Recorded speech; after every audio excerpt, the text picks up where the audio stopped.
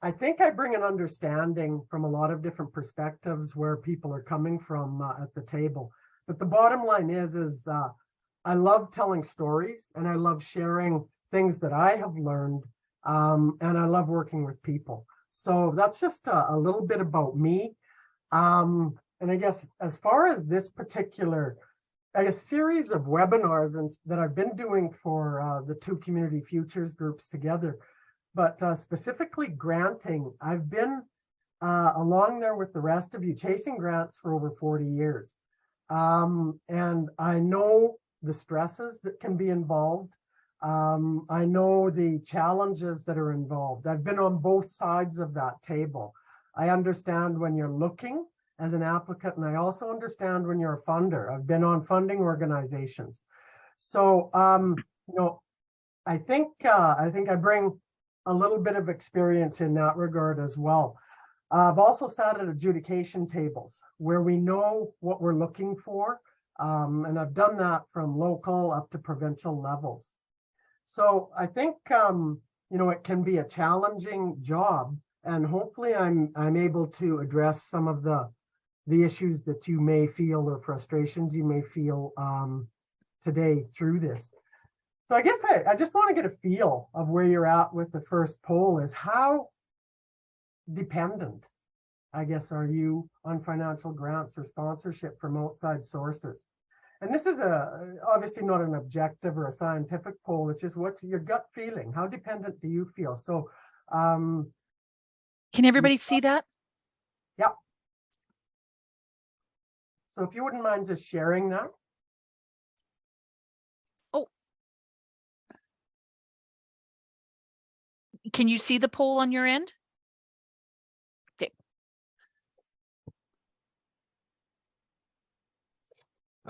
Hello, everybody. My name is Ruel. I am from Yorkton. I hope I'm in the right place. Yeah. I am very new to my position, 3 months in. I am a community connections worker. So this is very new to me. So I'm looking for ideas. Welcome. Thank you. So the poll is up, but are people able to answer it? Yes. Okay. Okay, so we'll just give another second.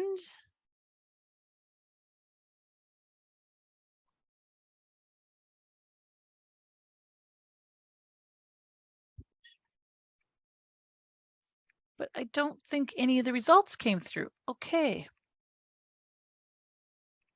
Yeah. Jenny, the results popped up on our end or on Oh, my did they? end. Okay, my end says zeros. So that's why I'm wondering, as long as you guys can see them, then I won't do anything. Sure. Yeah, I see the results here. Okay, perfect. Good. Because I'm seeing all zeros. I'm like, why aren't people? So, okay, I'll let Shelly do her thing and I won't worry about it. You've got the tech person in your office. Yeah. So you can have to fix that for you. Yes. But no, actually, this is, we're looking at about around 10% that are saying we aren't overly dependent.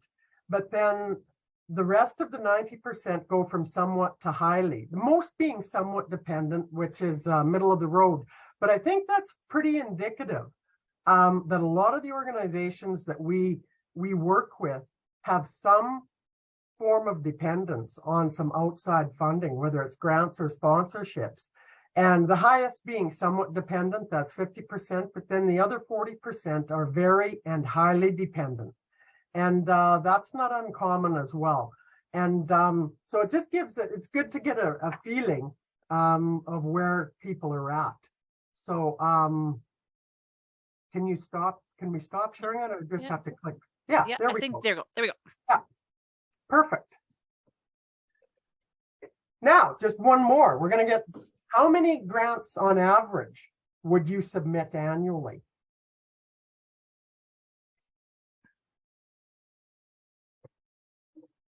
We'll just get these polls all done with. Yeah.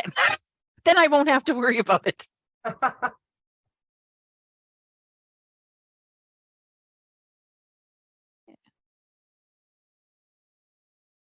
Let's give everybody a chance here.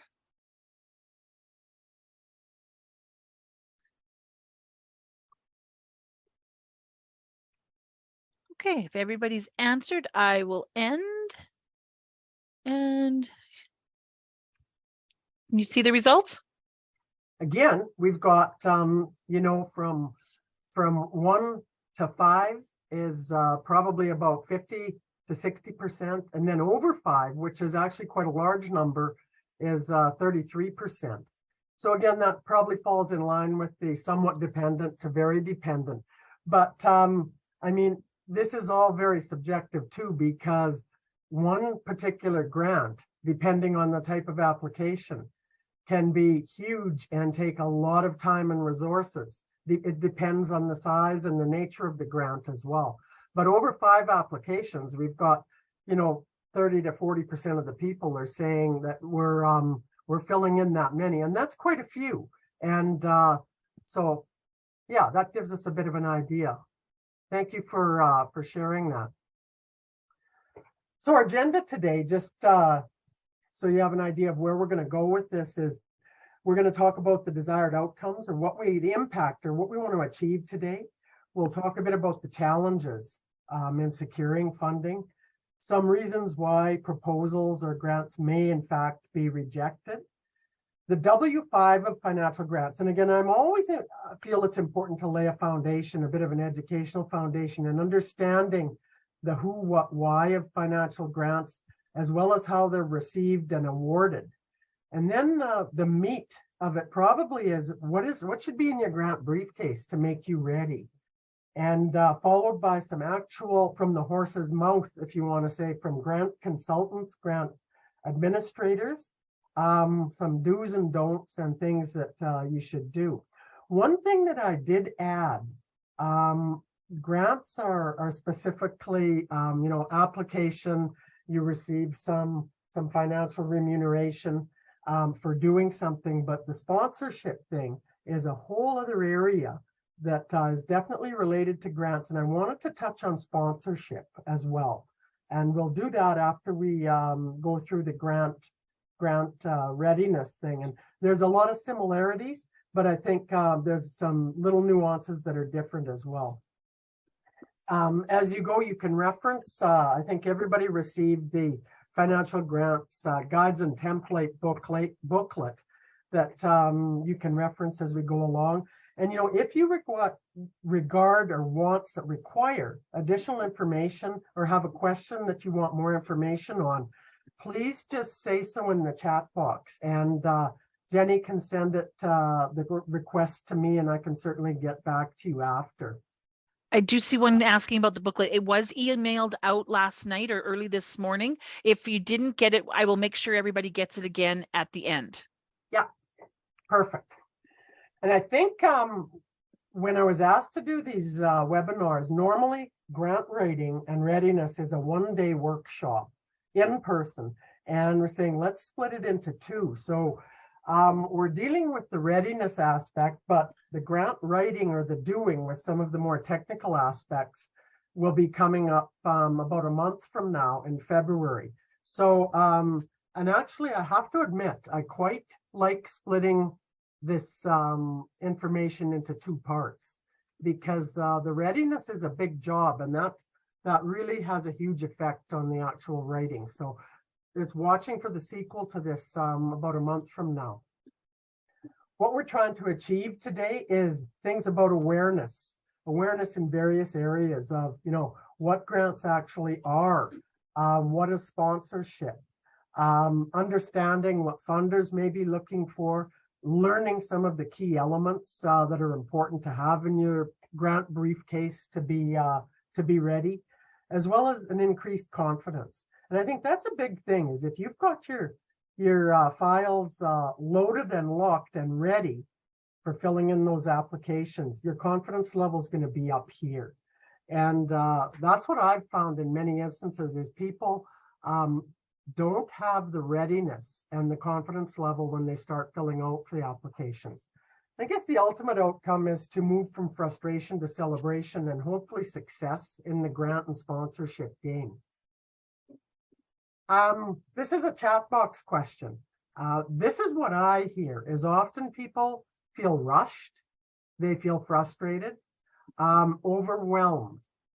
So what do you find most frustrating? And I'd ask you just to share that in the chat box right now. And Jenny, if you folks want to monitor that and read some of them out, just 1 or 2 words. It doesn't have to be a paragraph, but what is your level of frustration? Where is it at with chasing those grants?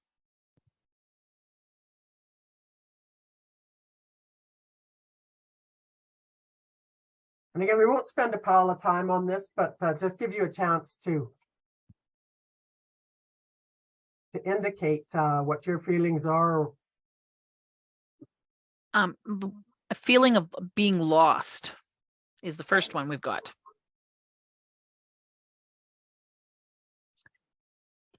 Finding the time to apply. I haven't done a grant before. Short timelines involving and then in return feeling the rushed again because of the short timelines. Yeah. Small mistakes that could cost me the funding. Someone says I'm at the beginning and I have no clue where to look and to find grants or what's even required in a proposal. Feeling overwhelmed. I find it a waste of time. Someone said it's a waste of time. Keyword answers used in grant applications. I think that's about what we've got. Okay. I think I think those answers are pretty standard or pretty indicative of what people are feeling. And I think from feeling lost or feeling time, and I find the comment a waste of time interesting, because I think we've all felt, well, I know I'm doing this and I'm just not going to be successful, or the amount of time I'm spending, is it worth it?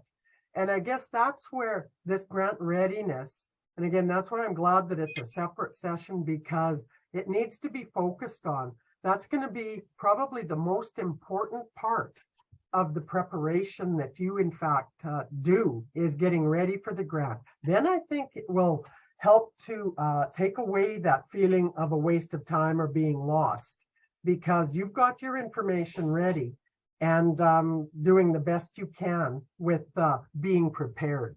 And here's some of the challenges from the way I see it, is there are piles of grants out there. And the analogy I use is it's like being a kid in a candy shop. Where do we start? So that can be a daunting task, because when you get a grant booklet from, say, a provincial organization emailed to you, and there literally are 102 different funding opportunities, where do I start? Well, we're going to talk a bit about that, because that is a challenge. Competition is fierce. Everybody seems to be after the money. So you have to really put your best foot forward, and so that it isn't a waste of time. But, on any given grant, there can be hundreds or thousands of applicants. Everybody's after that. When you're talking about nonprofit organizations, you're often talking volunteers. Hey, we ask a lot of our volunteers, and preparing applications is very time consuming. And, there's a lot of effort required. So that's a huge challenge. And one of the biggest issues is not allowing enough time. And that it can be procrastination in some cases. It can be not getting the information in some cases as well. Another huge challenge is that most grants aren't alike. There's no cookie cutter answer to granting. I think I said in the planning sessions that I've done, I wish there was one template for planning, because it would make it a lot easier for everybody to follow the same route towards having a strategic plan or an operational plan. I wish that was the case here, but it isn't. There's variances in funder priorities, who's eligible, what's eligible, the formats of applications even. Having your basic grant ready information so that you can apply it to the different varying types of applications or grant opportunities that are out there is even more important. If it was a cookie cutter type thing, it would make life a lot easier, but that is a definite challenge. Here's just, and I'm sure there's more, but these are 12 general reasons why grants tend to be rejected. Everything from a poor fit. And again, I talked about a list of 102 grant opportunities. Well, you maybe just picked the first three. Well, did you really research and see if they were a fit for your particular project or your event? Or did you just fill in the blanks and hope for the best? Guidelines or late submissions weren't adhered to. No community support. That's one that, you know, a lot of funders are looking, is this just your organization saying this is something important, or do you actually have your community behind you? You have no clear impact that you're wanting to make. This isn't just about somebody granting money anymore. They want to see that there's some impact in the things that their money is being provided for.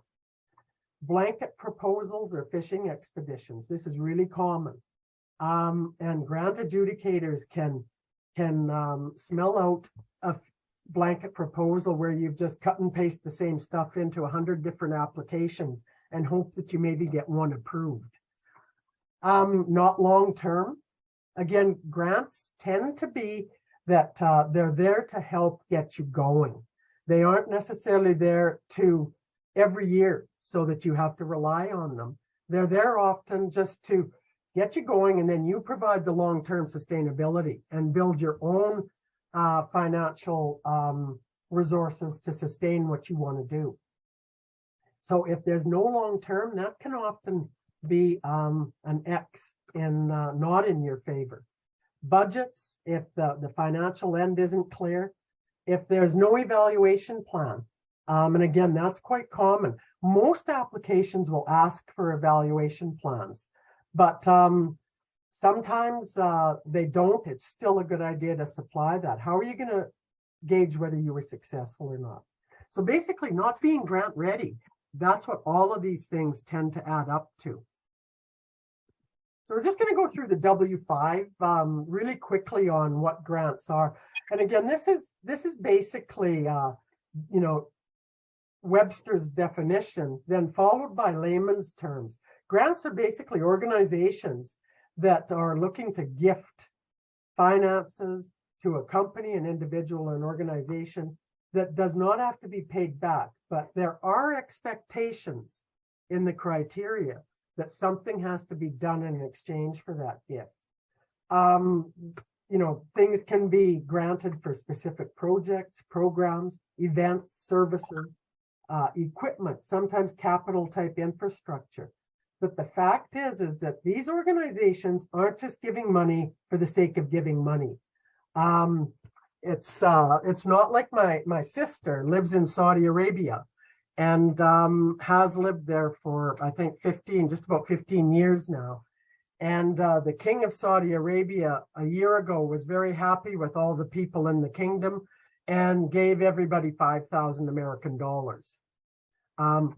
Grants here aren't like that. They aren't just giving the money saying, we're very happy with you, here's 5,000 bucks. Grants, there's some expectations in return. And I think we need to realize that we aren't entitled to grants. We're entitled to grants if we, in fact, are willing to make the impact that the funders are requesting. So why do they exist? Obviously, organizations are wanting to further promote or realize their own visions and missions. You may have a provincial organization that is, you know, wants to make impact with senior citizens. Well, they don't necessarily have the resources to do all the work out across our province. So, but they do have the financial resources to grant smaller local-based organizations to do the work on their behalf. So often the visions and missions of the granting organization have to align with yours. So they're looking for someone to do their work and make their impact on their behalf. And in exchange, they'll give them the money to do that. Most funders, as I said, are looking to make some type of positive impact within our communities, whether it's socially, economically, health-wise, or culturally. For-profit funders are looking to be viewed as giving partners or socially responsible. So those are reasons why some of our private corporations are giving. It's not only to spend some of their profits, but they want it to be viewed as a positive contributor to the community. On the other side, who's applying for grants? Well, it's like people like you and me. We've got registered nonprofit organizations. We've got non-registered nonprofit organizations, registered charities, businesses and enterprise. I know I applied for a number of human resources staffing grants that were available to me when I was in a for-profit business. Municipal councils, both rural and urban, our Indigenous communities, as well as our many committees and boards and fundraising groups in our communities across the province. So there's a lot of, my community itself has 52 nonprofit organizations. So I'm not saying every town or village is the same way, but you do the math. What the competition is out there across our province.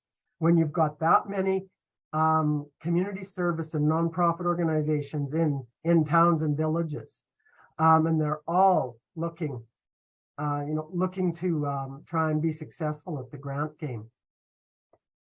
Who's funding?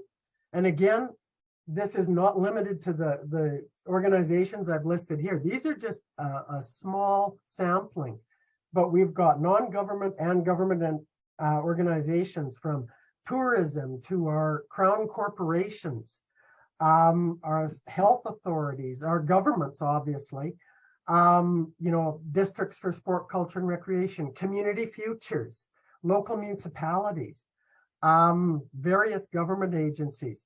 These are the places that, our economic development alliances, our municipal bodies, from the Federation of Canadian Municipalities to SUMAs and SARM. That's another thing, I guess, and I didn't mention it. You've got to get used to the acronyms for all these things that we're seeing in the grant game. What SUMA means, what CFV means, and that type of thing. But that's a matter of the broad base of the grantors or the funders is huge. The for-profit business or the corporate world, our federated co-ops, our vehicle and implement companies, our breweries and distilleries, our casinos, our agricultural companies like Viterra or Richardson Pioneer. They're everything from private foundations to bursary programs to, they're all out there, and the list goes on. And again, I'm not saying this is the be-all end-all list, but these are just examples of where funding may and can be accessed. Foundations in Canada, and again, we look at private foundations, public foundations, and charitable foundations. So many foundations that are registered with Revenue Canada, for example, play both sides of the grant game. You have, whether it's an organization like the Nature Conservancy or Ducks Unlimited, they're trying to raise money and through grants and through fundraising and sponsorships, but they also in give money out to, say, local producers, towards them planting crops, for example, that will help further the wildlife and the birds that they are in their visions and their missions. So you have to look at, a lot of our organizations are also out there raising money and trying to get grants. Our service clubs are in that game. The Kinsman Foundation is a prime example, where they've got Telemiracle, and yet they're turning around and granting that money right back. So those are types of organizations that exist as well and are huge players in the granting game. Where do you find grant opportunities? And again, I really believe the first place is I know people who know people. And that may sound very unscientific, but I'll be totally honest with you. I have learned about more opportunities by sitting down over a coffee with somebody like Jenny or Lisa and saying, what's up? You know what, this is what's happening in my community or with my organization or my business. And I've been looking for some funding to help further our work in a specific area. Using my contacts and asking and learning, visiting with people of similar organizations or businesses, talking to the communities down the road. And that means staying connected. And so that means going to conferences and workshops, going to these webinars and taking note of who's there. And look, I'm going to make a quick note that I'm going to contact Justin when he gets home from Mexico, because I know he's done some work in a certain area. It's all about connections. And I really believe that building those relationships is probably the best way to learn about where the grants that may best apply to you are. I mean, online is also very, very valuable. Most funders have websites, and they'll give you the frequently asked questions page, which is very valuable. But short of building those personal connections, online can be one of the most useful ways. Check with your local municipal offices. Our governing bodies have huge amounts of grant statistical information and listings. Our sport, culture, and recreation districts, provincial government bodies, your MLA and your MPs keep grant data books. You can ask them what types of grants might be available for you. They can help you out. They have extensive grant listings. One of the best grant listings that I've seen for community nonprofit type organizations comes from organizations like SAS Culture and Saskatchewan Parks and Recreation Association.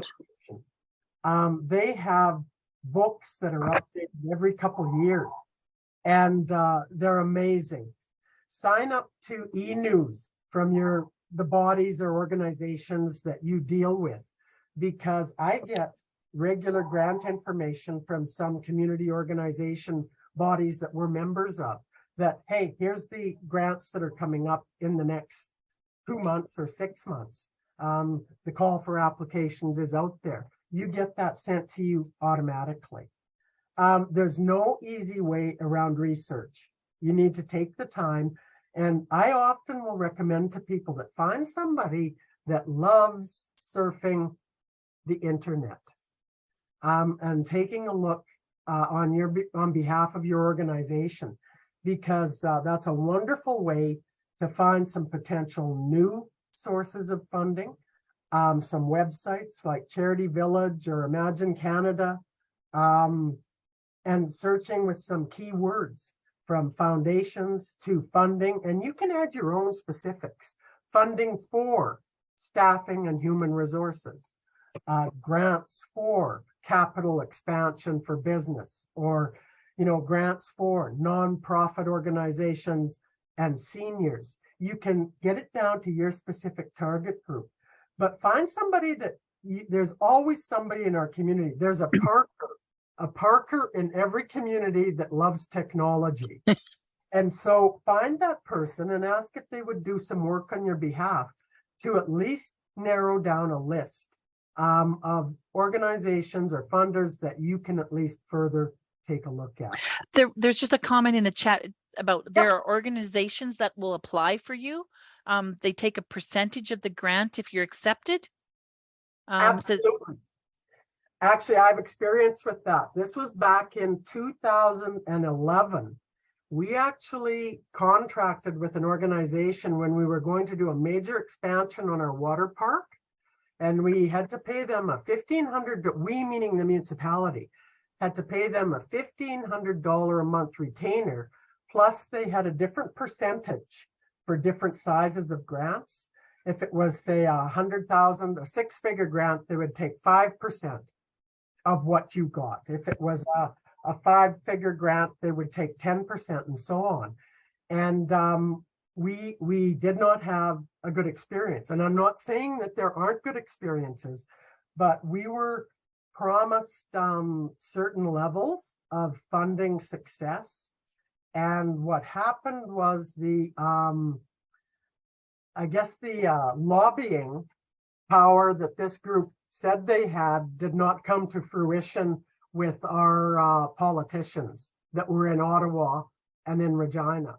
And so it cost our municipality, and I'm just sharing my story. This cost our municipality probably about $8,000. And we didn't have a good experience. So our taste was a little sour with that. But having said that, there are some success stories as well, because we actually checked the references and there were some positive success stories from this organization. So that is an option as well if you've got the money, and especially if you're looking for some of those bigger bucks. It didn't work in our situation, but that's not to say it can't work. And that's a good point. Thank you for sharing that. When are grants available? And again, that's the $64 question. And that's why there's, it's not that, hey, it's grant season. It's not like it's briar season, it's curling season right now. No, grant season depends on so many different things. It depends on the funder's fiscal year. And this can make it challenging because we can be filling in grants at various times of the year. If we could just sit down in January and do them all, but that's not the way it works. It depends on the funder's financial state of being. And our governments are famous for this, where it's nearing their fiscal year end, and all of a sudden they, for whatever reason, have some dollars that haven't been spent that needed to be spent. Well, all of a sudden you'll see a 2-week call for submission from maybe a certain government department for a certain project or capital funding. And man, if you're not ready, it's like, wow, we're missing the boat. But that's why being grant ready all the time is important for those short-term call-on proposals. Who the funder reports to can sometimes dictate when their grant timing is, because sometimes the funders have funders. I mean, the chain goes on and on and on. The ability of the funding organization to administer depends on the time. If a certain type of organization has a busy time of the year, they will often have their funding available during a slow time for their staff, who may in fact administer and collect the grants and adjudicate them. Environmental conditions, COVID, for example, can dictate grants that are coming or not coming. Disasters can sometimes, and we seem to be dealing with disasters more and more, can interrupt the grant process. So I guess being ready, because there is no black and white answer to when those applications come and when you need to be ready, is all the time. That's the bottom line answer. And that's why making sure your grant briefcase is ready is important. Just going to take a quick pause. That was just a little foundation on granting. Are there any questions or comments? I'm just quickly looking through the chat. I think we've kind of covered everything that's in there, unless somebody sends something else. Someone raised their hand. Oh, yes, go ahead. Hello. Well, I found out with most of these grants, they require a viable product, or you have a couple of employments. You show that, the company is working and stuff like that. In my case, I have this idea that want to develop it. So, and it's not a product, it's a service. So, I find myself to finding very limited resources as a development resources. And those development is mostly like, you're kind of developing that idea. It's, but the idea, the business model is already been, established. So I'm want a grant that I can start without having a viable product and employee yet. So you're in a developmental stage. Are you a business? Yeah. Or are you a nonprofit? No, I'm so beyond profit. It's going to be a huge, lots of profit. It's okay. So, but are you a for-profit business? Is that what you're? Sorry, say it again. For Are you a for-profit business? Are you trying to run a business or just trying to start a business? I am trying to start a business that is going to be profitable. It's not like It's going to be, you're looking for profit. yeah. Okay. And again, at that point, what I would suggest is you're at a developmental stage. The perfect place for you to be looking is a place like Community Futures, because that organization actual mandate is for development of for-profit businesses or entrepreneurs. And I mean, getting your business plan together, and that's where Community Futures, that's the first place that I would have you go. I mean, Community Future is an organization or Yes. it's called is an organization. it's like what Lisa and I, Sage Hill Community Futures and the Northwest Community Futures. And We're then- 13 offices across the province. There's actually 267 across Canada, and we're here to help small businesses get started. Grant, Okay, like great. physical And- giving away money, grant money, very limited in that area, but lots of ideas and lots of resources to help you get your business started. And then the other thing is, I think I need like angel investors. I'm sorry. I'm sorry, I I missed think that. I think I need I think I need angel investors. Oh, Angel investors. I think where you're at, I understand what you're saying, an angel investor, but I think you're at a point where you need to talk to somebody like Lisa or Jenny as a stepping stone. And what I would suggest at this point is that once our webinar is done, that you arrange to connect with Jenny to talk one-on-one about I love that. obviously you have an idea, and I think because I think you've got an idea and you know where you want to go. I'm sensing that, but you need to talk to somebody that can give you some business advice. Yes, exactly. That's exactly what I need. Perfect. That's why I keep signing for all the webinars I can. I go to lots of meetings, entrepreneurship, investment. It's a really good idea. It's the greatest idea ever. Yeah. I 100% know it for a fact and stuff like that. So I won't give up on it. I just have to find. I know eventually I'm going to find the investor. Just need some guidance. Absolutely. And I've sent you our You're on the right contact track. information. Yeah. Okay. You're on the right track, attending webinars, and because it's all about making connections. So I would Yes. suggest that you talk to Jenny and Lisa after, and would be a good idea. Good. Thanks for your comments. Thank you very much.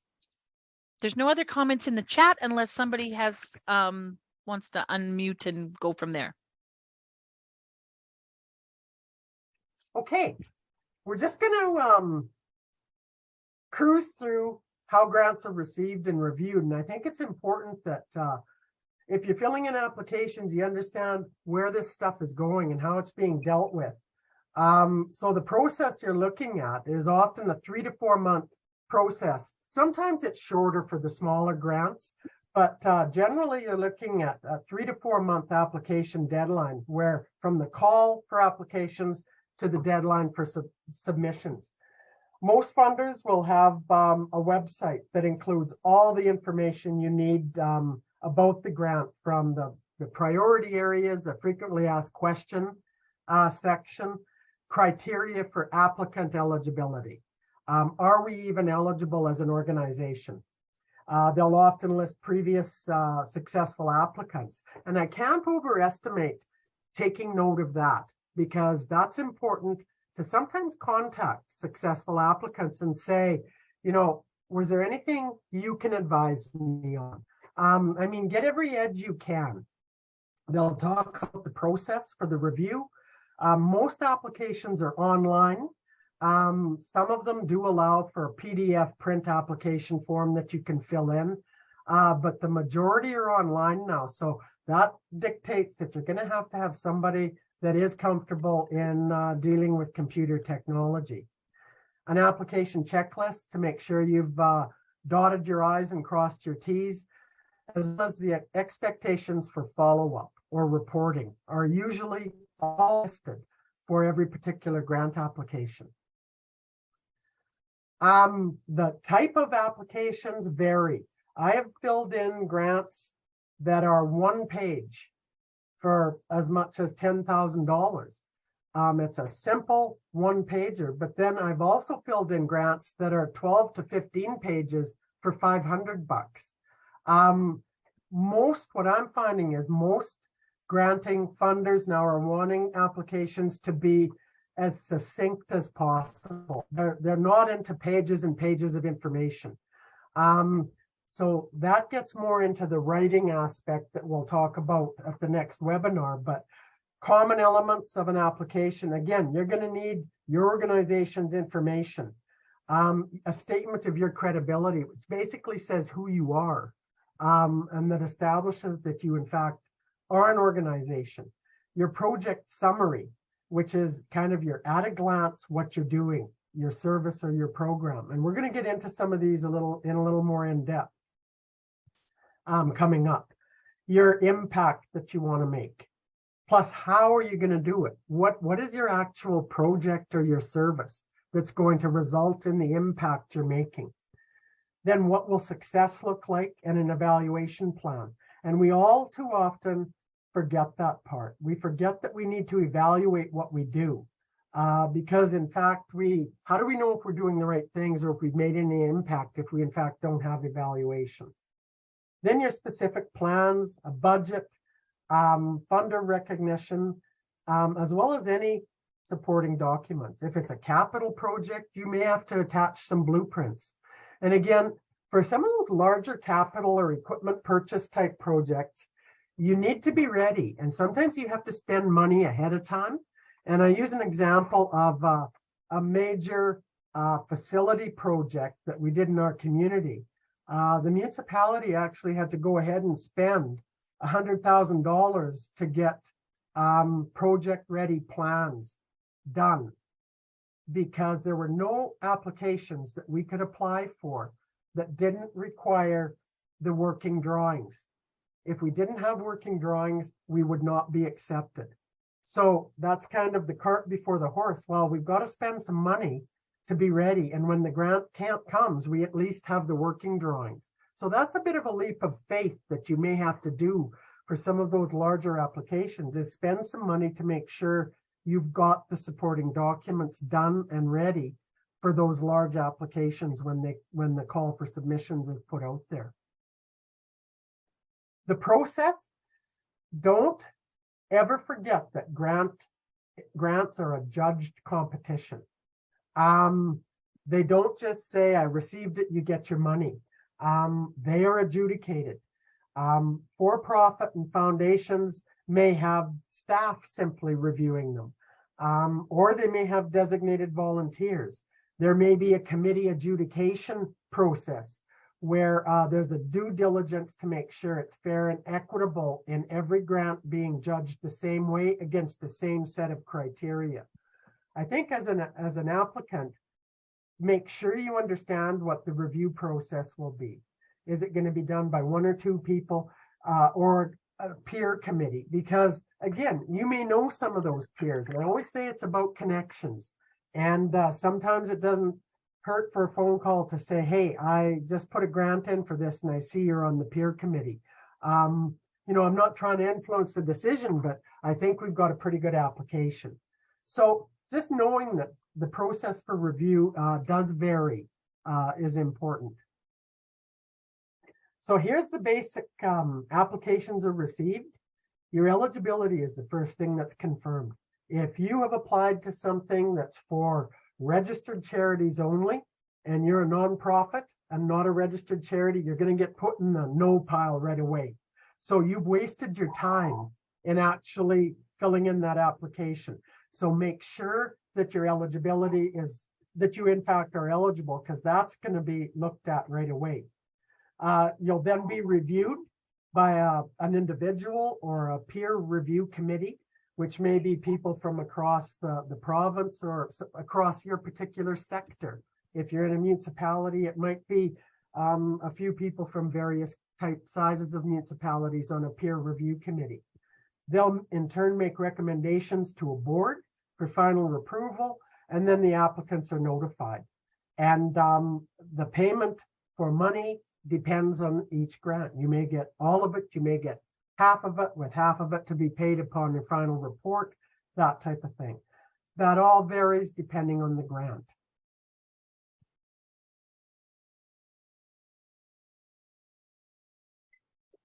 Again, we talk about judged competition, but I think the big thing is to talk to your grant administrator. I think we've done this slide already. Got duplicate in there. This is some of the typical things that your adjudication review committees will actually talk about. The extent to which your project addresses the actual funders' outcomes and priorities. When you're filling in your application, don't ignore their priorities. You have your priorities, but it's your job to make sure your priorities align with theirs, because if they don't, you're not going to be successful. What impact and quality of project or service are you having, and on a specific target group? And again, if you're out there on a fishing expedition and you filled in a grant that is clearly prioritized for seniors population and yours is for a youth group activity, you're not going to be successful. So you need to make sure, once again, that you align with their priorities and the groups or the sector that they're trying to have a positive effect on. Your creativity is also looked at. And again, that's where, are you being creative in some of the things you're trying to do to have a positive impact with your grant? So those are things that are going to be reviewed, as well as your realistic and responsible use of resources. Can you actually carry out what you've said you're going to do? Does your budget match your activity that you've listed? And that's a huge one. You'd be surprised at the number of times that the budget doesn't match the activity, where there's been cut and pastes that have not matched. And that, again, cannot bode well for your success. And again, evidence of the ability that your organization can actually carry out and deliver the programs and the quality of services. And that gets into sometimes some of your supporting documents that you'll have in your briefcase saying, here's our history. Our organization's been around for 85 years, and here's what we've done. So those types of things can add credibility to your application. I use this slide in just about every seminar that I do. Planning is everything. And getting grant ready is all about planning. And most people will tell you that their successes rely on most of their work being done before they actually sit down to submit the application. So I guess the question is, are you grant ready? And that's, again, that's another $64 question. Do you have what it takes to sit down and start writing your application? And that's where we're going to head now, because your grant briefcase, to result in a good, strong application, you need to assemble things in your files. And I'm using kind of hard copy terms when I talk briefcases, and I guess in today's world it's mostly our computer files, but I still carry a little bit of old school up here. So in your briefcase, you need files that contain this information, and we're going to expand on each of these. First, your organization's information, and you'd be surprised at how many people sit down to start writing a grant and have not been given the information about their own organization and have to go and start doing the research once they're trying to write. And there's a lot of information that needs to be gathered to put in your briefcase to be ready. The information about your funder. You need to know the grant that you're applying for. Have a grant list and do your homework, do your research on the grant and on the funder that you're trying to access money from. Your specific details of the application. This is where most people are ready to start. Most people have that in their briefcase. Well, we're going to do this particular service or this program or this event, or we're going to build this piece of infrastructure. We're ready with that. So you still need that, but you need much more than that. Your project application summary. And I always qualify this by saying this is first but last. And I'll explain that when we go through it in a minute. And then we've got some tips, some do's and don'ts that I think will help you realize, I guess, some of the things that you need to do and not do when you're getting your briefcase filled with the files that you need. So this basically are the 5 things or the 4 things plus some do's and don'ts that I believe you need to be successful and to have this in your files. Starting with your organization's information.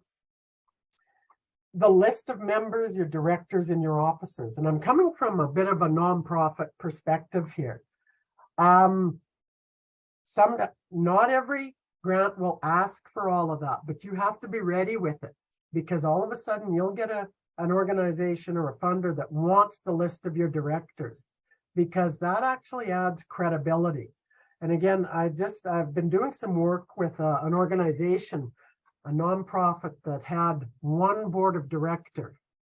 And let me tell you, that raises some red flags with funders when there's only 1 board of director listed, because that has the resemblance of a for-profit organization.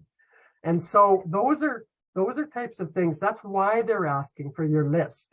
And they need to know who your officers are, your bylaws or your constitution. You'd also be surprised at how many organizations, when you ask, and I'm talking municipalities even, when you say, where's your bylaw for that?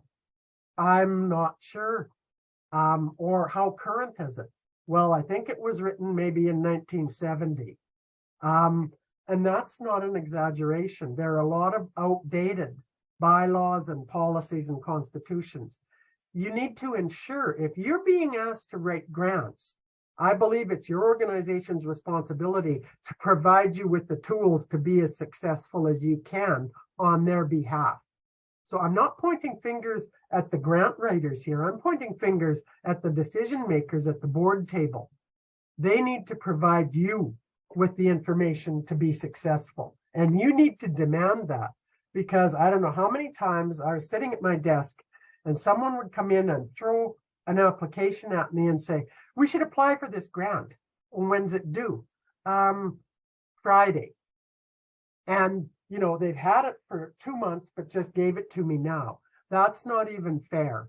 So, I mean, I think the grant writers need to be given the tools they need. You need to be ready with your nonprofit numbers or your charitable numbers or your Revenue Canada business numbers. And if you are a non-registered entity or body, sometimes you need to have a sponsor letter. And that might be from a community futures organization or a municipality that's actually vouching for you, saying this is an actual organization. They just are not registered, and we vouch that they have been in existence for this many years. And again, you don't just get those letters written in the spur of the moment. So if you need something like that, you need to get it done ahead of time.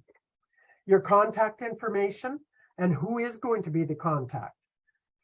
This next one, this you'll hear me say in every one of my webinars as well, your strategic plan. Do you have your plan done? Does your organization have a mission, a vision, and values? And again, you can refer for further development of that to pages 1 to 4 in the booklet. But a lot of organizations now are saying, what's your vision as an organization? What do you value? And those are sometimes things they're saying, if we share your vision, you may be more successful. Not all ask for those things, but you've got to be ready with it, because more and more are asking for that all the time. The second part to that is your outcomes or your goals, which is part of your strategic direction. Do you have the impact you're going to make? What are the goals? How are you going to do it? Do you have those listed? Or do you have to just make them up? And I've done that because of timelines. Well, I don't have any outcomes or goals. I kind of have an idea, so I'll make them up. That's not fair to the grant writer. Your organization should be developing the plan so that you can just cut and paste your organization's mission, vision, or your goals for that, maybe the next 3 to 5 years, or however often your group does their plan. So if you don't have that, I just believe and I get really passionate about this because I believe that's a disservice to the people that are being asked to do work on your behalf if they aren't being provided with the direction that your group is wanting to go. And you will be way more successful if you have a defined direction to put into your grant applications. So there, I'll get off my soapbox on that now. You may be asked for your most current audited financial statement. And again, that's fair. They're wanting to see that adds to your credibility. And if you can't provide that, you're probably going to be in trouble. Your organizational history, and again, you can refer to attachment A in the booklet for a little example, but it describes you. It gives a little bit of a heartfelt description of, we've been in existence for 75 years. Here's the things that we've done. Here's some of our highlights. We are the right organization to be applying for the funding that you have. You need to have that ready, and you can change it a little bit, and that gets into the writing aspect of it, to fit the application wording type of thing that's required. But you need to have a basic description. What achievements have you done? Or what achievements or what impact has your work made so far? Be ready with some of those stories. Maybe brochures or promotional material, as well as your social media presence. You need to make sure that you have that ready to share. And again, everything that's on this list about your organization may in fact not be asked for on every application. But at any given point in time with varying applications, you're going to get a mix and match of this. So you need to be ready with all of it and have that in your files. Going to the other side, the funder and the grant research and your homework. You need to do this homework. You need to, once you decide on the list, once you've gone through the grant funding, had somebody spend 2 days on a computer looking for grants that may be applied to you, you come up with a list of potential funders and applications to be applied for. Now you develop your spreadsheet on your applications. And I'm just going to say, I am a terrible spreadsheet doer. I would have given you one of those templates. I need to get somebody to make one for me. I still do a long-handed template, but we build a grant page for each application. And you do it before the call for application. The name of the funding organization, their mission, vision, and values as a funder. Because that, when you're writing the application, if you can somehow link your organization's values and visions to theirs as being similar, that adds a lot of credibility to you being eligible for their funding.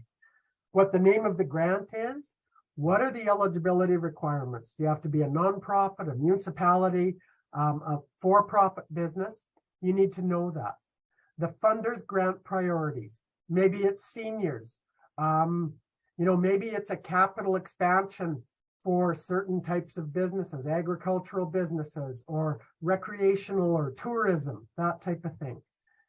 What are expenses are eligible? You need to know that. What's covered and what isn't, because there's no sense including something that isn't covered in your application. And again, the process and timelines for the application submission. On your spreadsheet for each grant, what are the timelines? So that you can keep that in your notification diary on your computer, that you need to make sure you've got these things by this date. The grant administrator. This is so important. I believe on any grant of any magnitude that you should be making contact with the grant administrator prior to submission.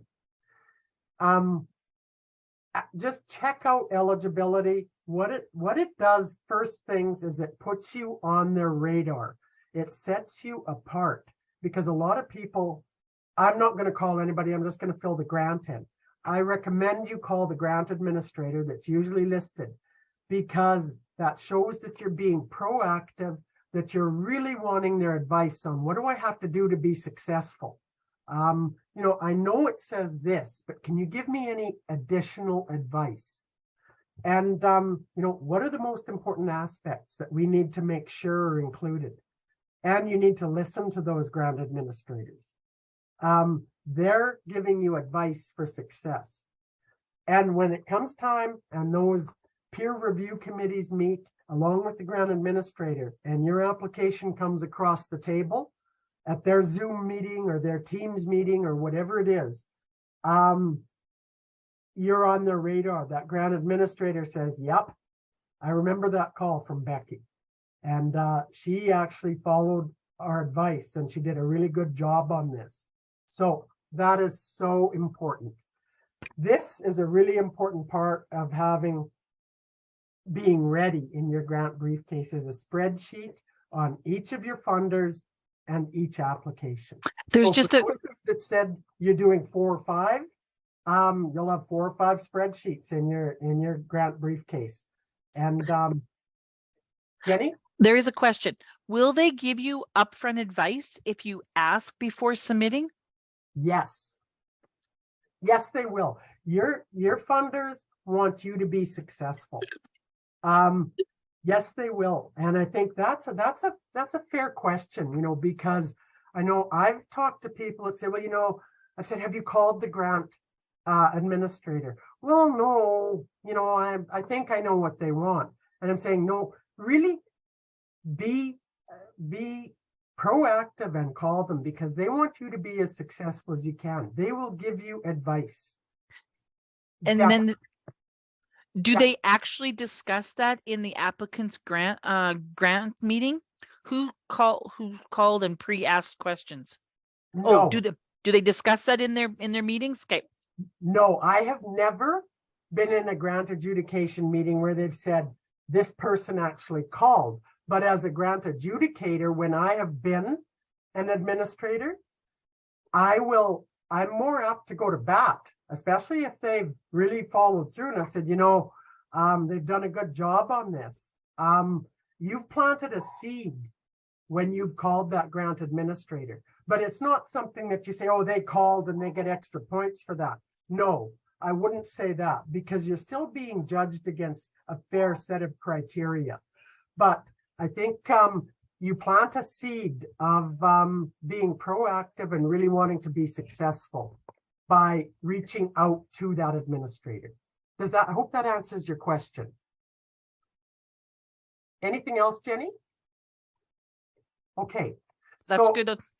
Yeah, I recommend this as a major to-do and get someone to develop your Excel spreadsheet to do this. If you work in Excel or whatever spreadsheet that you program that you want to work in. So your specific action details.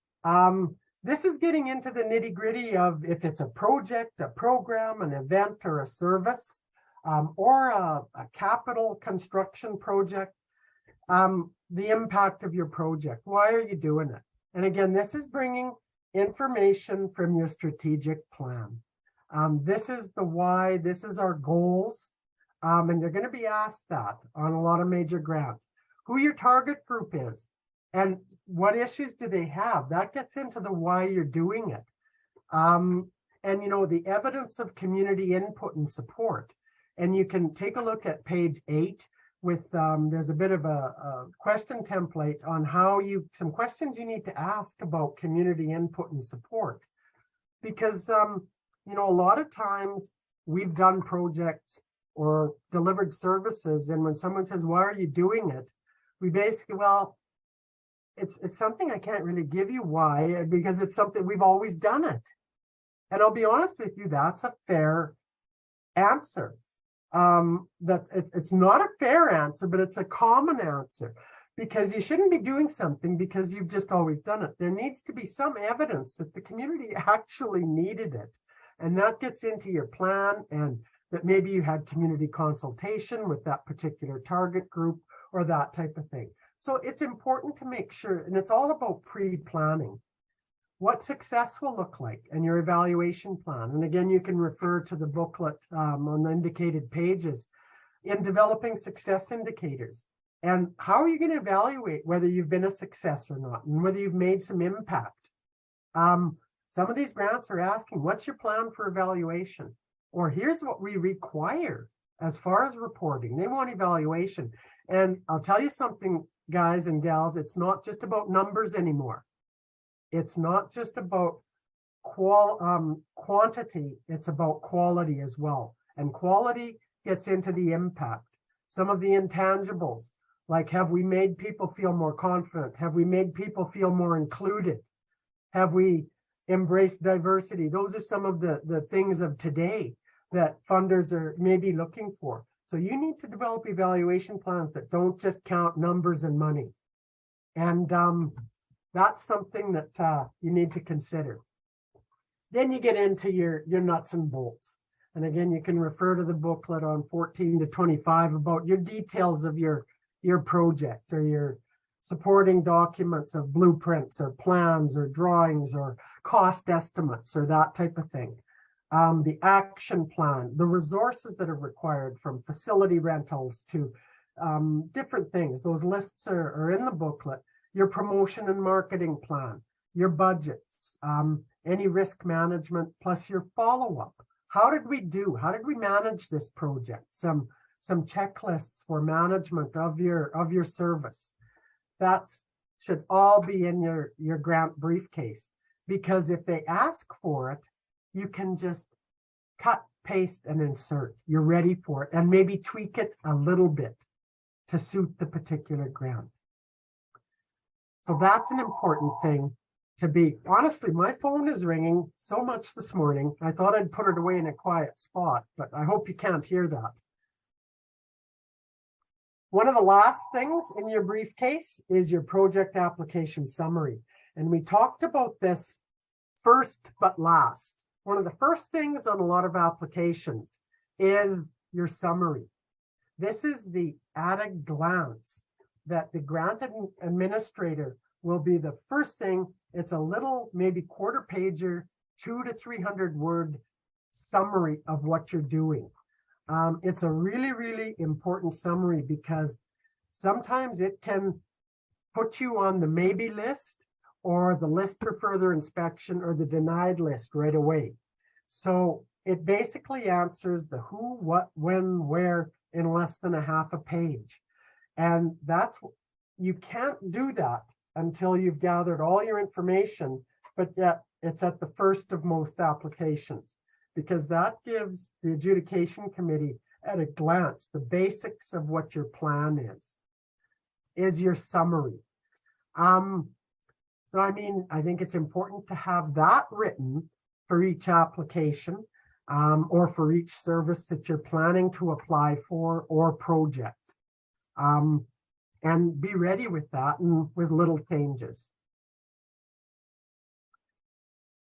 So that's the basics. And I mean, that's only 4 points in your files. But I'll tell you, there's a little bit of homework there. And does it take time? Yes, it takes time. But if you can, gather a team even to help in working with getting your briefcase filled with the information, it's really sweet when it comes time to filling in those applications, having all that information there, because you aren't scrambling at the last minute. Any questions before I move on? Is there any? There's nothing in the chat. Okay. Yeah, we'll keep moving. I've been talking a lot. We've got, I think, 20 minutes or so left. But I love this section, because this is actual grant administrator and consultants speaking. It's about grant tips that we're going through. I see somebody's raising their hand here. Yes, go ahead. All right. So I found that some of these applications are asking for some technical information. If I want to give you an example, such as a financial statement, or a business model, stuff like that. And you know, so how do I provide this information? I saw that, you know, I can outsource this through Fiverr or some of these online stuff, but you don't know how good the the person is working on the internet is with this information and stuff like that, and how important are they. This is the first question that I have. And the other one is, you know, when you go to this grant and you want to say, hey, are you qualified or not, right? So there are sometimes that is not clear that you are, like, you know, they're saying that, you know, do you have any, I don't know, technology or like a internet or something like that. Like, you know, okay, so I'm trying to have a, you know, a specific kind of a website. It's not like, you know, I'm inventing a wheel, but I have some stuff going on. Is this going to be eligible or not? You know what I mean? So there are sometimes, you know, they're not super clear. Absolutely. And that's a good question, because that's all the more reason to arrange a meeting, a phone call, or a Zoom chat with the grant administrator. You call and say, I need some clarification on this. What do you mean by technology, or some of the questions you have? That's why anything that you aren't clear on, you call the grant administrator or the company that's giving the grant and talk to a person to get the clarification that you need. Yeah. Does that answer your question? Yeah, that's answer my question. And my first question was, you know, some of them they require some sort of you know, like a financial statement or business model and stuff like that that I'm not super professional. How do you outsource this information to put it in your pitch deck, basically? Yeah. Okay, I think that's where you're getting into some of the actual development. I think you need to talk to Jenny. That's further questions specific. Yeah, I think those are some of the questions I'm going to ask you to save for Jenny and Lisa at the end, because that's their job, is for directing you on some of those business development type questions. So I'm sure they'll be able to help you. Okay, good.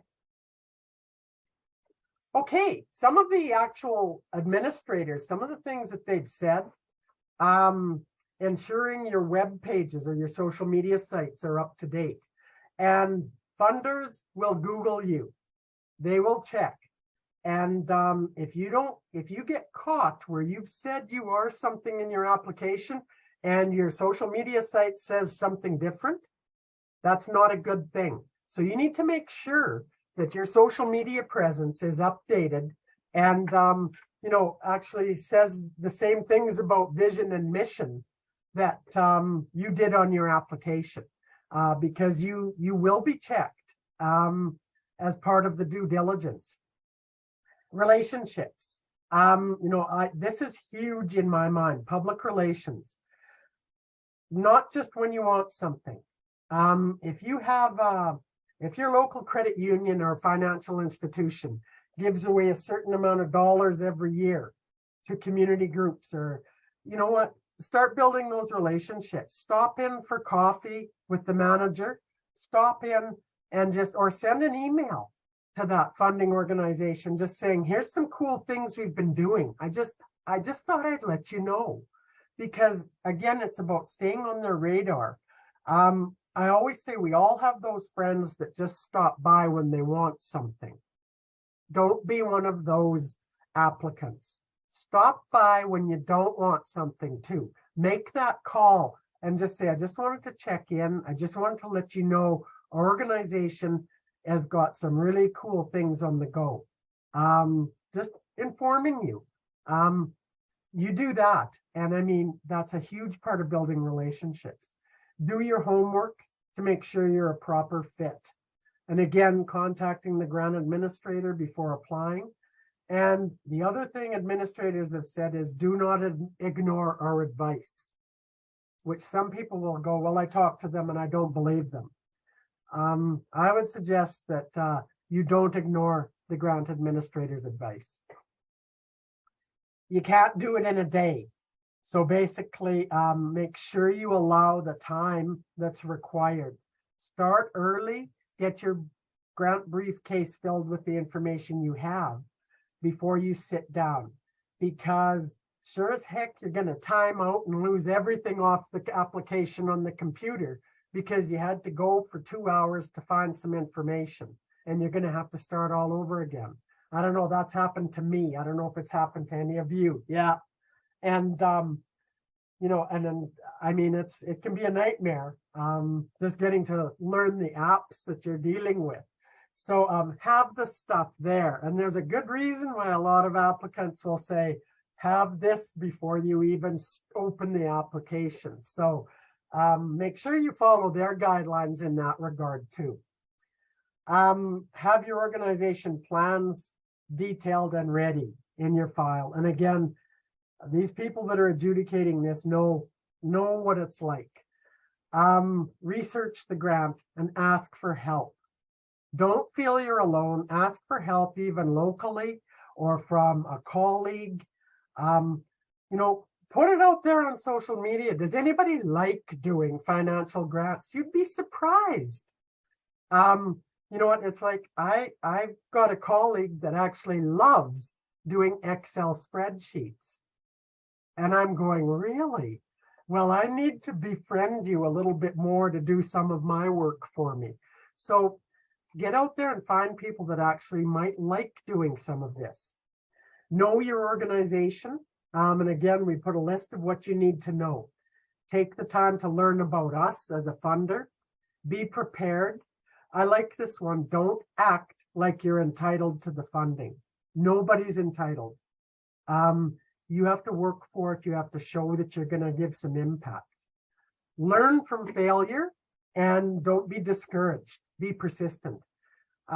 If you fail, ask why. And, you know, not in an entitled way. Just say, you know what, thank you for the opportunity to apply. You know, I'm sorry we weren't approved, but can you tell me, how can I be better next time? What did I do wrong? And that's a sincere trying to learn. And most administrators and funders will give you that information. So I guess I just want, are you feeling a little more guided or prepared? This is the last poll that we've got. I just want to get a sense of how you're feeling with some of this information to being grant ready.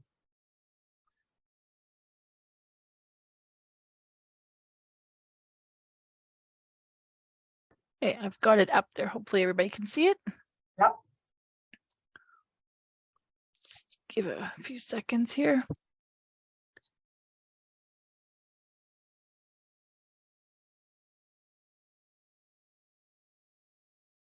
Okay, with that, if everybody's, I'm going to end it and I'll share the results. Okay, well, I think it's good. There's a small percentage not sure. We have some work to do. We are somewhat prepared, and I think, again, this is pretty indicative that we all have some of this information at different levels. It's just gathering it. And I think that's the basic lesson for today, if you will, is gather your information and get it in a usable, ready format to be ready for those grants. You have some work to do, we'll do it.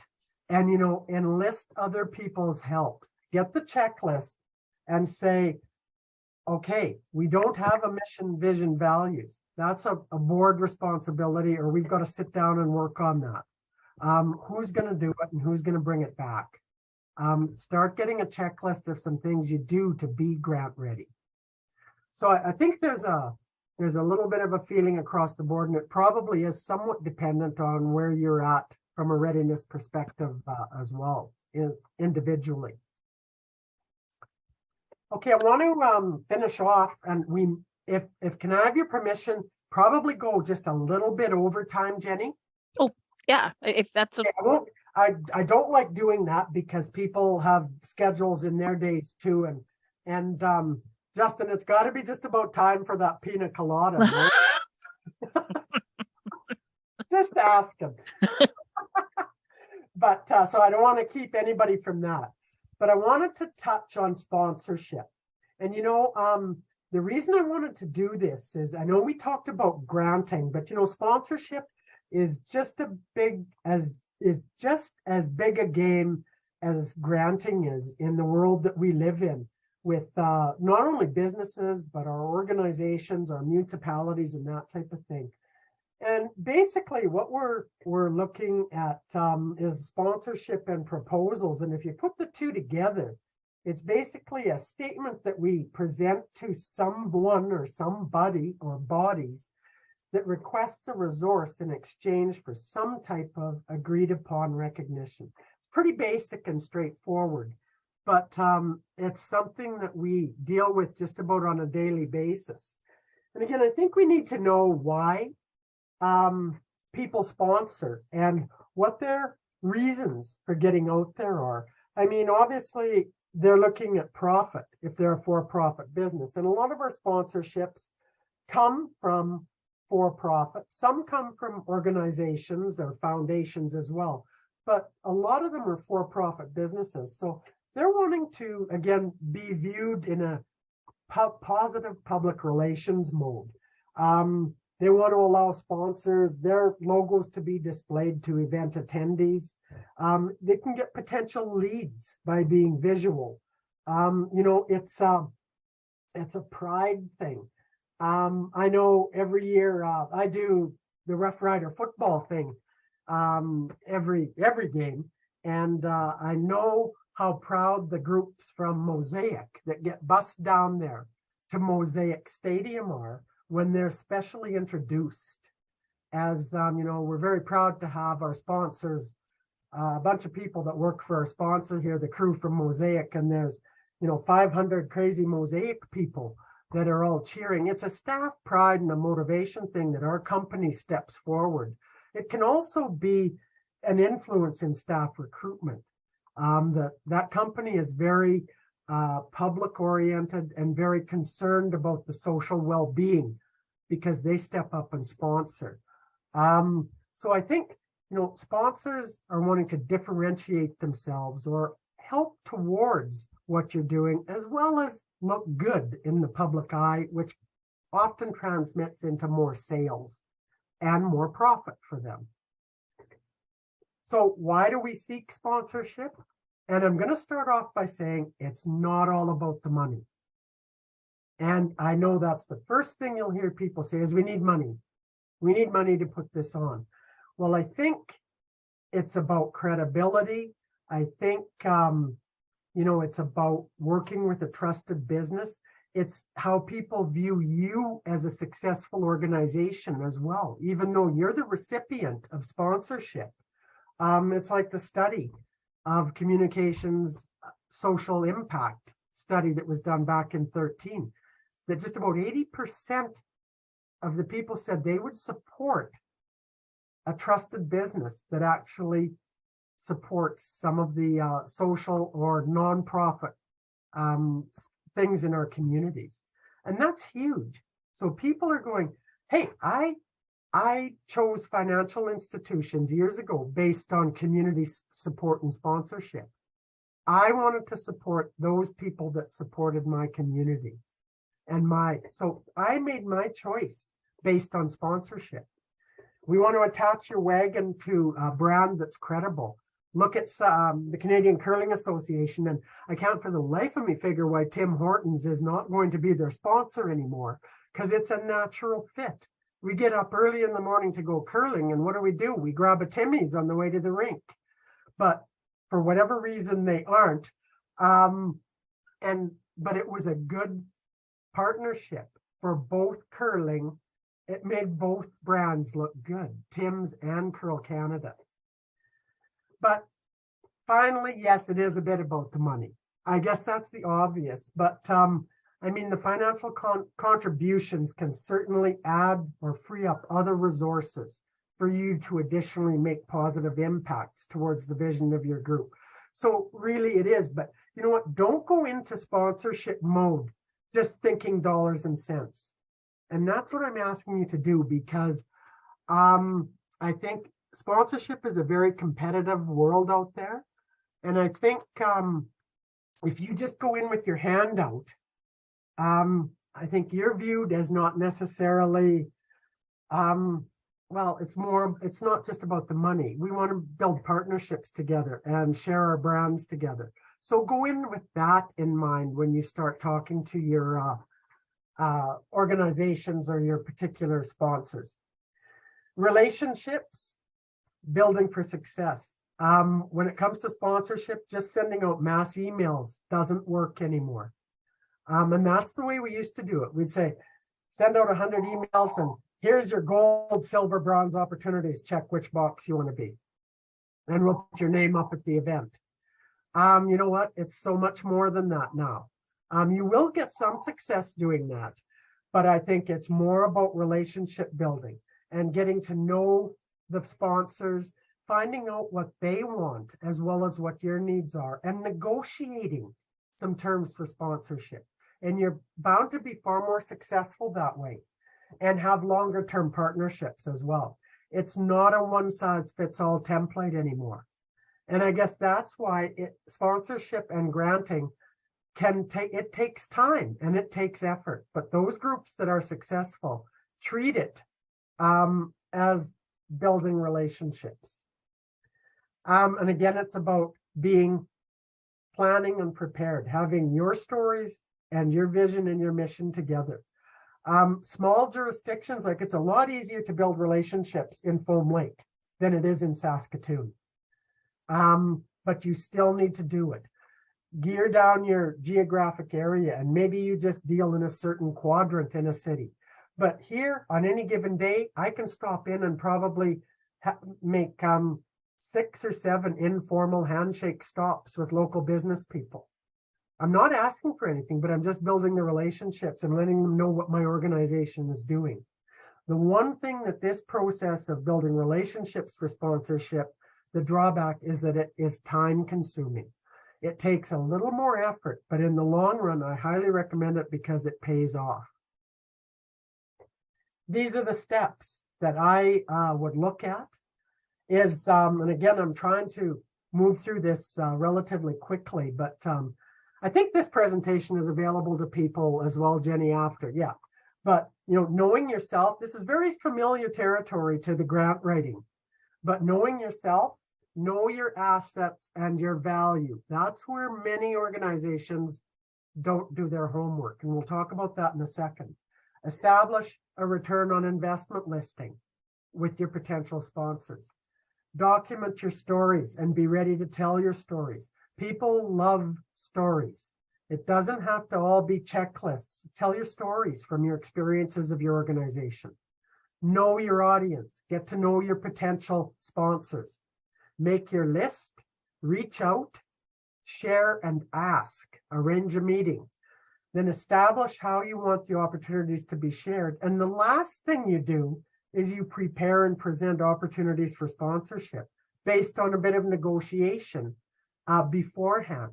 Why would you go to all the effort of writing 10 pages of sponsorship when you have no idea what that particular potential sponsor may be interested in or is not interested in? You've wasted your time. So talk to them ahead of time. Find out what they think before you put your final proposal on the table to them. You might as well give them what they're interested in and hope it can fit somewhere into your potential assets. So again, know yourself, and I'm not going to go through everything here, but this is very similar. You've got to have your vision and your mission. And what are your values? What issues are you addressing? Answer these questions, because these are things that you need to share with your sponsors. Who are your participants? Who are your clients? Because when you're going to a sponsor, they may in fact have the same clientele. If you're an organization that deals with people with special needs, and you're going for sponsorship from the local mobility shop that sells equipment for people with special needs, you have the same clientele. So maybe you have something in common to begin with. But until you answer these questions, you don't know. So be prepared. Again, this is your sponsorship briefcase, if you will. And why is their support important? And how it might be utilized. Have those questions answered. Knowing your assets and your value. And again, you can check some examples in attachment D in the booklet. Create an asset inventory.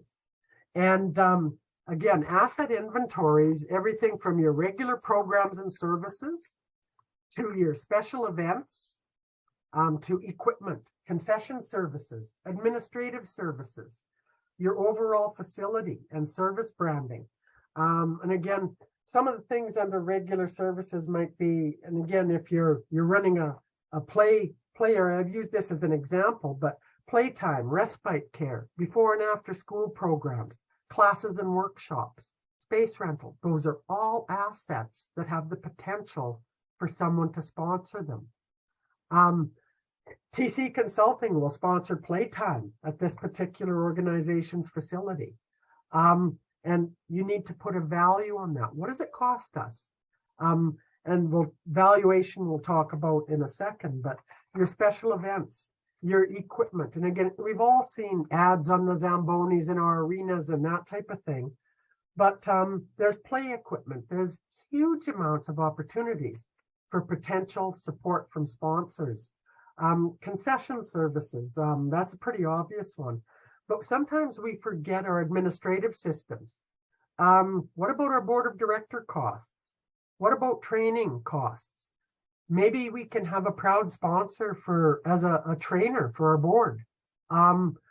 Maybe we can have our Wi-Fi costs sponsored, or our computer hardware and software costs sponsored, our social media sites or apps sponsored, staffing costs, promotions and advertising. I mean, list all the assets that you've got, as well as if you deal in bricks and mortar facility. And again, naming rights is a huge one. Maybe there's an opportunity to name a room in your conference center or your community hall. And what value do you put on that? But start by establishing your assets that you as an organization have potentially, and put a value on them. And valuing your assets can sometimes be a combination of science and guesswork. You may have hard cost, face value assets, like a piece of equipment. You're going to sponsor this piece of play equipment that costs $10,000. So we're looking for a one-time $10,000 sponsorship. That can be pretty simple. But other assets you may need to compare to some industry standards. Along with some guesswork, you might say, well, a logo placement on the Zamboni that operates 25 weeks a year. Well, an industry standard, what would it cost me to take an ad out in the local newspaper for 25 weeks of this size? And come up with some figures like that. But however you come up with it, you need to know how you came up with it. Because if your sponsor, if I'm sitting there and I say, yeah, I'm interested, how'd you come up with that figure? You need to have an answer. You can't just say, well, we just pulled it out of the air. You need to have some type of a reasoning for how you came up with that valuation. And, sometimes if you aren't sure, sit down and talk about that with your sponsor and just say, well, you know what? We really don't know right now, but can we talk to you and negotiate a sponsorship amount? And you might end up getting way more than you ever dreamed of by actually including the sponsor in that conversation. Establish a return on investment for your sponsor. And again, this involves your sponsor. You can have the list, you can have the verbal announcements, you can have the complimentary tickets, and the list goes on. I'm a proud supporter, sign, that type of thing. Those are all pretty standard types of things we do in return. But you know what? Talk to the sponsor. How would you like to be recognized? And how can we work together to do that? I think that's so important because quite often what the sponsor wants isn't near as much as we're willing to give. And so that's an interesting conundrum, if you want. Sometimes the sponsors, we assume they want all this, and sometimes they don't. And so but you need to develop this list for the different assets that you've got. There was just a comment and that Yes. said, thinking outside your standard sponsors. Yes. Again, yeah. I mean, we tend to think of, yeah, absolutely. And, you know, I'll use an example in that is that I'm from a rural farm community. And when we seek sponsorship, we tend to go up and down our main street or our visible bricks and mortar businesses and corporations. And, you know, some of the biggest corporate people in our community don't live in our community. They're the Joe Blow Ranch and Livestock that farms, you know, 1,000 head cow calf operation 10 kilometers from town. They're a huge business.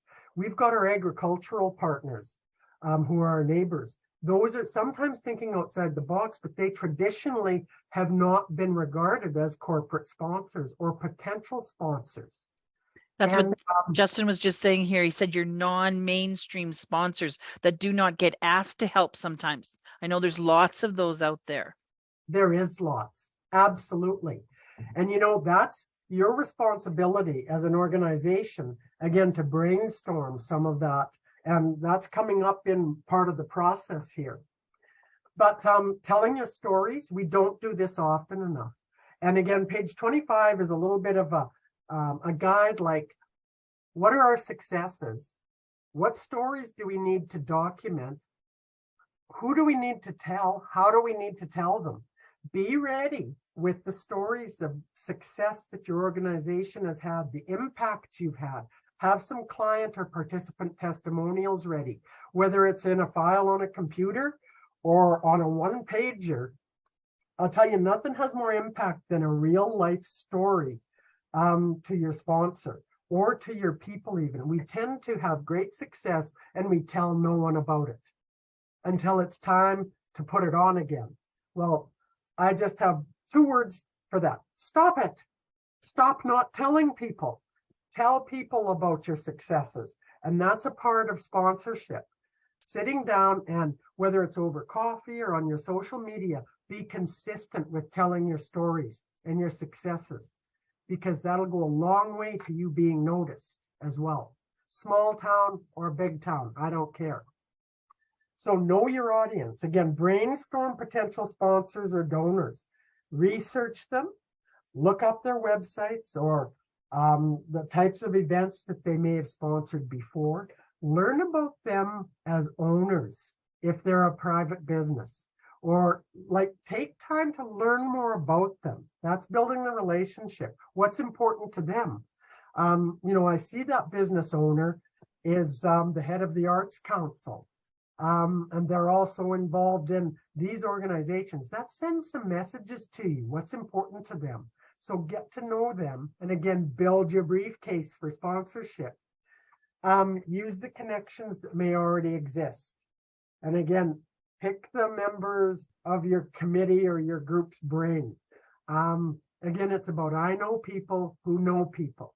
You know, I am friends with somebody that knows the president of this company or whatever, or is their brother. Use those connections, but then make your list. Start with, and we grabbed 25 businesses or organizations that you think might fit into your values or be interested in what your organization is doing.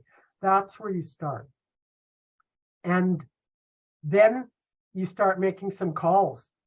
And again, you don't start by asking them anything. You start by asking if they want to, if you can talk to them. Share some stories, and again, decide who might be the best person to make that contact. And I use a very simplistic story of a local ladies curling club here that sent a certain person to get sponsorship for their bonspiel into a local restaurant. And I'm sorry for using profanity, but the owner told that lady to go to hell because she never sets foot in here any other time than when she wants something.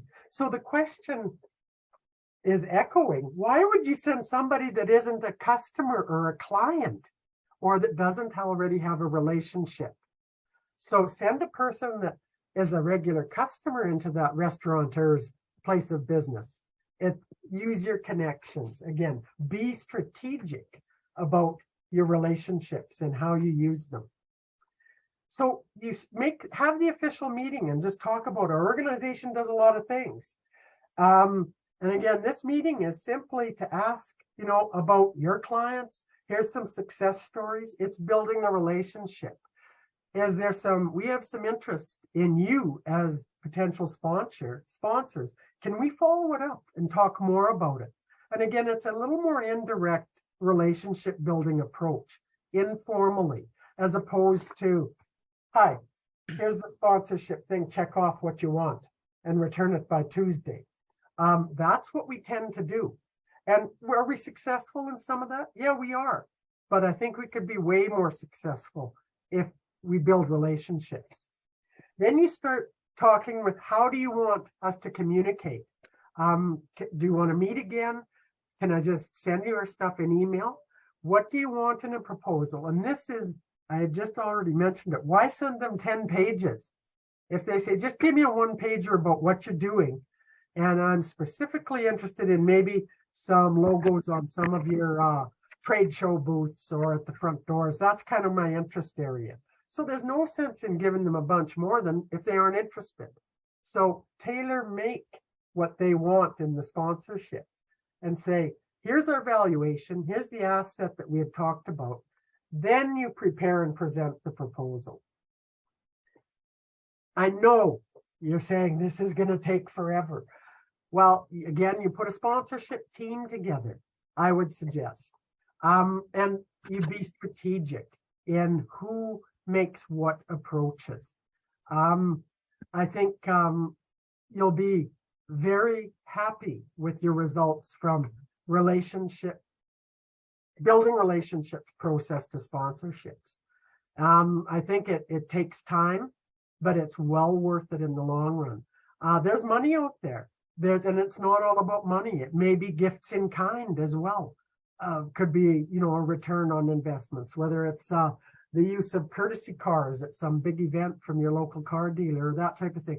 The sky is the limit, but you're really pigeonholing yourself if you just do one type of sponsorship, gold, silver, bronze, take it or leave it. Because I think, as the comment was made, think outside the box. And I think a lot of businesses might think outside the box with you, and you'll be successful with those sponsorships. This is the bottom line. I think keeping calm and getting organized on getting your sponsorship and your grant briefcases ready, so that you're ready to fire on all cylinders when the time comes. I guess, some of the acknowledgements I have for this information, if you have any further questions, we can entertain them now, but if you have questions for information, please send them to Jenny and she can certainly pass them on to me. But, I thank you for your time, and I guess I'll just stop there because I've already gone over and I apologize for that, but I hope you're okay. That sounds great. Thank you for all that great information. Does anybody, I know we've gone about 15 minutes over, but I think there was some very good information in there. Does anybody have a quick question for Shelley before we go?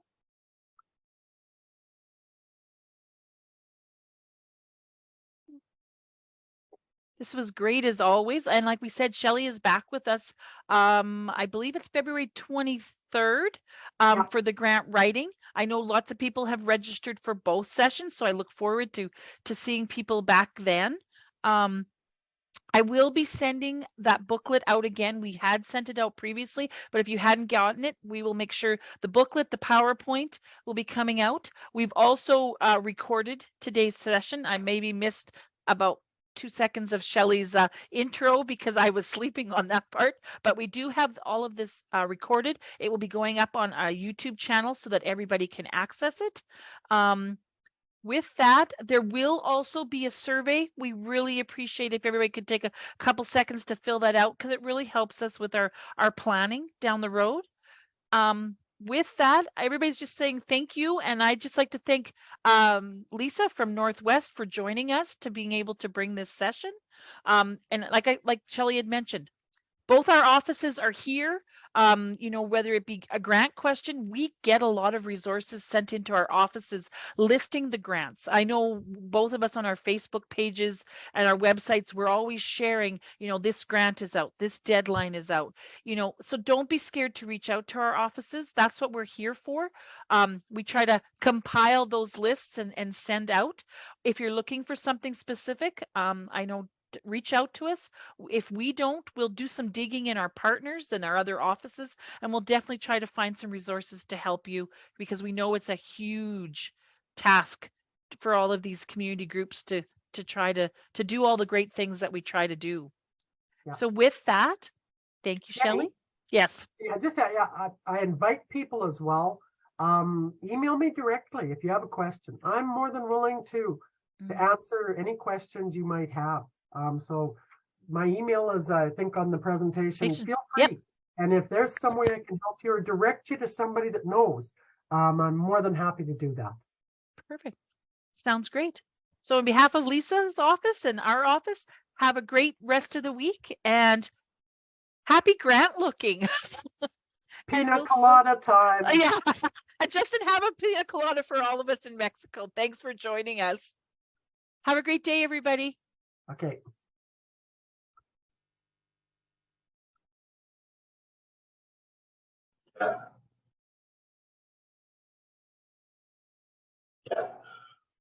There, Jenny.